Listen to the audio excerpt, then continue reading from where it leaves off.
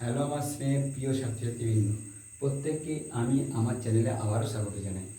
দেখো, আজ আমরা মাধ্যমিকের এবং ষষ্ঠ শ্রেণীর যা ছাত্রছাত্রী রয়েছে তাদের যে বায়ুমণ্ডল চ্যাপ্টার রয়েছে, দ্বিতীয় সামগ্রিক পরীক্ষার ক্ষেত্রে তাদের এই চ্যাপ্টারটা যথেষ্ট গুরুত্বপূর্ণ। তাই সেখান থেকে আমি 10টা শর্ট প্রশ্ন বেছে নিয়েছি। আমরা বিশেষ করে যারা মাধ্যমিক ছাত্রছাত্রী রয়েছে তাদের এই বায়ুমণ্ডল চ্যাপ্টার থেকে যদি আমরা পরপর ধারাবাহিকভাবে 10টা করে প্রশ্ন যদি আমরা আলোচনা করে দিই, শর্ট প্রশ্ন, তাহলে কিন্তু তাদের অনেকটা এগিয়ে যাবে, অর্থাৎ সামনে যে মাধ্যমিক রয়েছে সেখানে কিন্তু যথেষ্ট সহযোগিতা করবে। তাই অবশ্যই তোমরা ভিডিওটি দেখতে থাকো। ষষ্ঠ শ্রেণীর ছাত্রীদের ক্ষেত্রেও বলি, তারাও কিন্তু এই প্রশ্নগুলো দেখে নিও, তাদেরও কিন্তু দ্বিতীয় সামগ্রিক পরীক্ষার ক্ষেত্রে যথেষ্ট কাজ লেগে যাবে।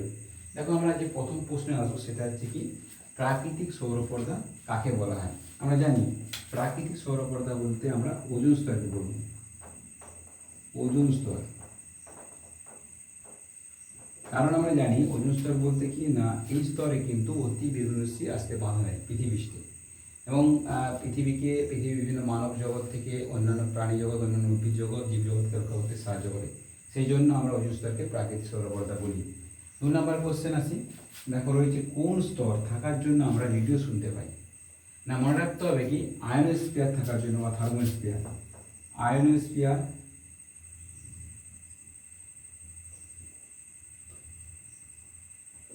বা এটাকে বলতে পারি থার্মোস্ফিয়ার।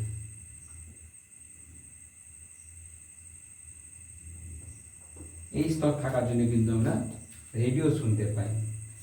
3 নম্বর কোশ্চেন নেব, যে রয়েছে কোন স্তরে মহাকাশ স্টেশন রয়েছে?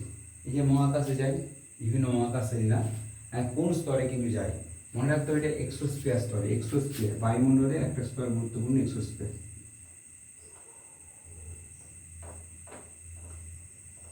এক্সোস্ফিয়ার স্তরে। দেখো, 4 নম্বর যে প্রশ্ন রয়েছে, 4 নম্বর প্রশ্ন রয়েছে কি, কোন স্তরের উষ্ণতা সবচেয়ে কম? মনে রাখতে হবে তৃতীয় স্তর, অর্থাৎ হচ্ছে ম্যাগনেটোস্ফিয়ার। সরি, এই স্তরটার নাম হচ্ছে মেসোস্ফিয়ার স্তরে।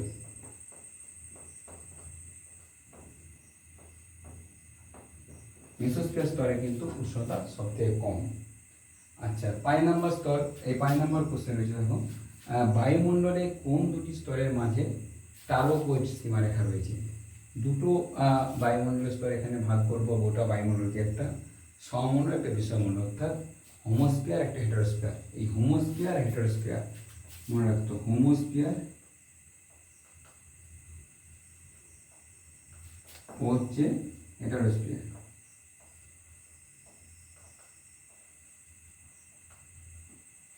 এই দুটি স্তরের মাঝে কিন্তু রয়েছে এই টার্বোপয়েড সীমারেখা রয়েছে। 6 নম্বর কোশ্চেন দেখো, কোন স্তরকে ক্ষুদ্রমণ্ডল বলা হয়? আমরা জানি ভূপৃষ্ঠের একেবারে প্রথম স্তর, অর্থাৎ ট্রপোস্ফিয়ার স্তরকে ক্ষুদ্রমণ্ডল বলব।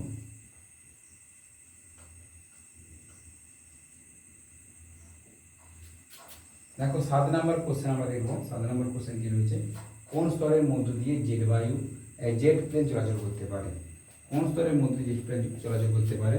মনে রাখতে হবে আমাদের স্ট্র্যাটোস্ফিয়ার।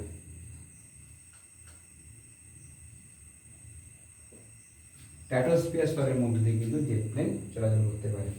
8 নম্বর দেখতে পাচ্ছি, কোন স্তরে উল্কাপিণ্ড পুড়ে ছাই হয়ে যায়? না, মনে রাখতে হবে এটা মেসোস্ফিয়ার স্তরে।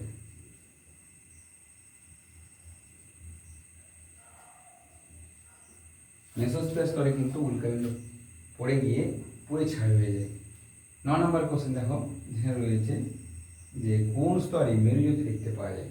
মনে রাখতে হবে ম্যাগনেটোস্ফিয়ার, একবারে শেষ স্তর ম্যাগনেটোস্ফিয়ার। ম্যাগনেটোস্ফিয়ার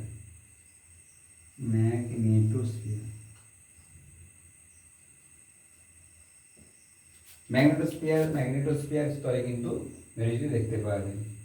আর আজকে শেষ প্রশ্ন, 10 নম্বর প্রশ্ন রয়েছে, হেটারোস্ফিয়ারে একেবারে উপরের স্তরটির নাম কি? এই সেটা সবচেয়ে হালকা স্তর হয়। হেটারোস্ফিয়ার সবচেয়ে উপরের স্তরটার নাম হচ্ছে হাইড্রোজেন স্তর।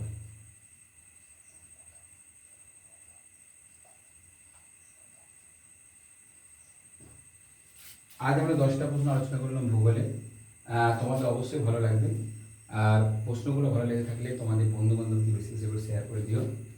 আজ এই পর্যন্ত রইল, ঠিক আছে? দেখা হবে কাল। ওকে।